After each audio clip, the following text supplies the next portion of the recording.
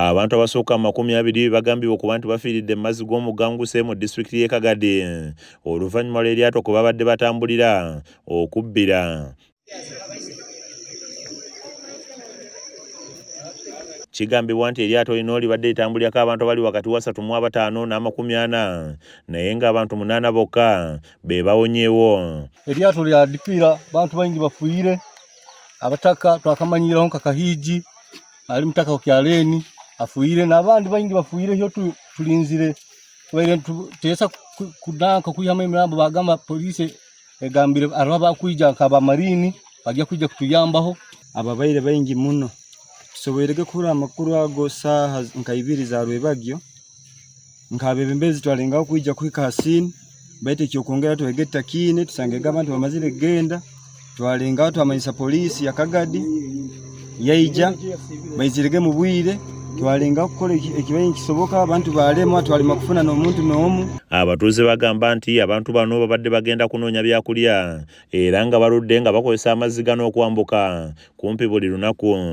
Tine kyeyamba kandi baba yambukire seri bagire mu district ndiyo ya Kikube kandi bari kuza kurundayo akasete bali mu kuyiyembera mu kurunda kasete cyonka mu kugaruka eryato ryabasa kubajumikamo hajire kigonzi cyabasa kutera eryato ryabajumikamo abantu ababali mu hahonekera abantu bake. Abatuuze basabye gavumenti ebayambe mu kuyiga emirambo gy'abafudde gizuulibwe basobole okuziikibwa mu ngeri esaanidde wamu n'okubagiza abafiiriddwa abantu baabwe.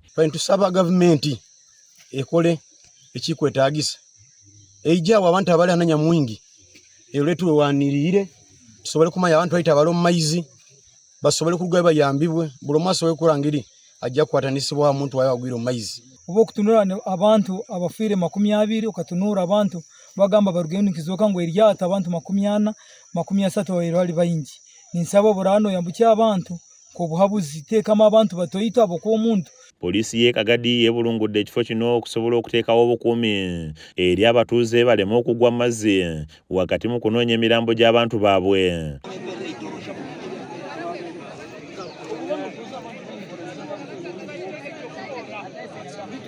Julius Akiza Alani nga ye mwogezi wa poliisi mu Albertine South akakasizza akabenje kano era n'ategeeza nti okutikka akabindo okutambula ekiro wamu n'okutambulira ku lyato nga teriri mu mbeera nnungi bye biyinza okuba nga biviiriddeko enjege eno. Mu kiseera kino ennyonyi y'ebyokwerinda eri mu bbanga mu kifo kino okwekenneenya embeera.